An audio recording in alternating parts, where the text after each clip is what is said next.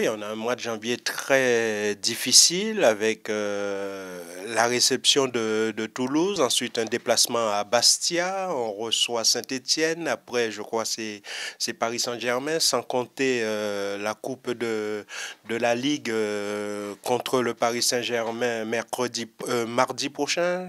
Donc Bordeaux a un calendrier très costaud, donc j'espère que tout le monde sera sur le pont pour permettre à l'équipe de continuer à faire un bon parcours. Je dirais en ce qui concerne les blessés, on a deux garçons qui, pour l'instant, on ne sait pas s'ils vont pouvoir.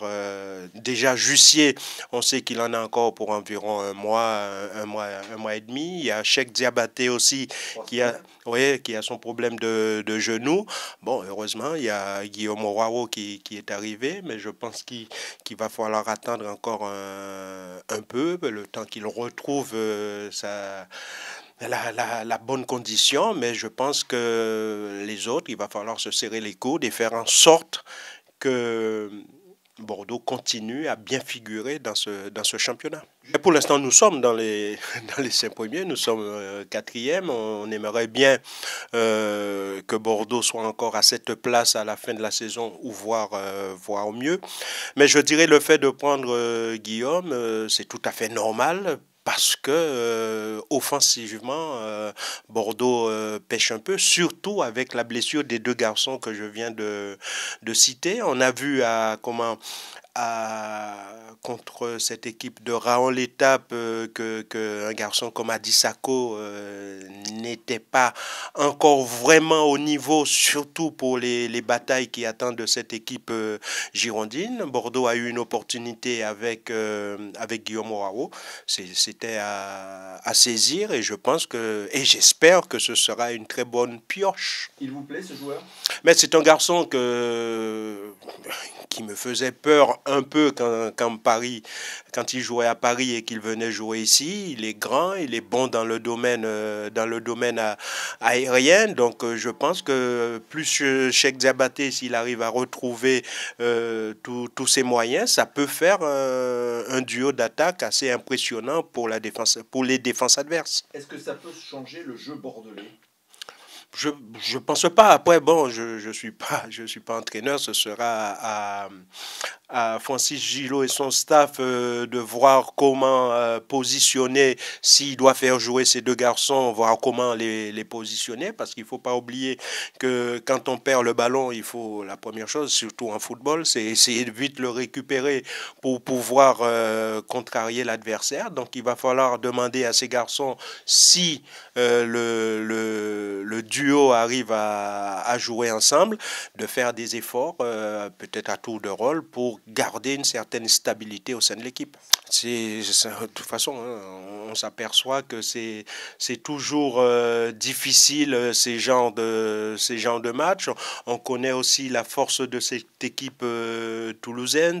C'est une équipe qui a le chic de faire déjouer, déjouer, qui a le chic de déjouer les pronostics. C'est vrai que Bordeaux part favori de ce match, mais je m'attends à un match compliqué. C'est vrai, je ne sais pas quels sont les joueurs qui manquent à cette équipe toulousaine, mais je sais que chez nous, il va manquer surtout le potentiel offensif. Donc à partir de là, il va falloir se serrer les coudes et faire en sorte que le résultat soit pour Bordeaux positif. Continuer sur ce qu'on a fait depuis quelques matchs avant la trêve.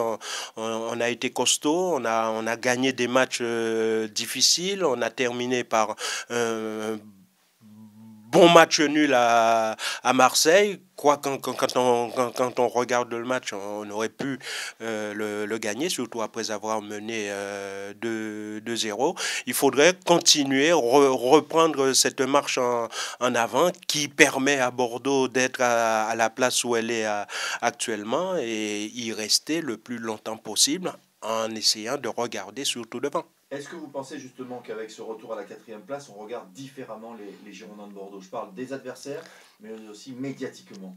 Médiatiquement, j'espère, parce que jusqu'à présent, on s'est fait tailler par beaucoup de gens qui disaient que Bordeaux était ennuyeux, Bordeaux était si.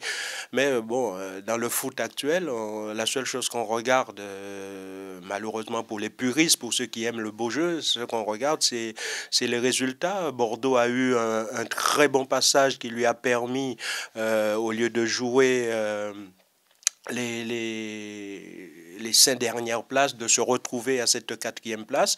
Mais je ne pense pas que ce soit le hasard. C'est qu'il y a aussi des garçons qui ont pris conscience de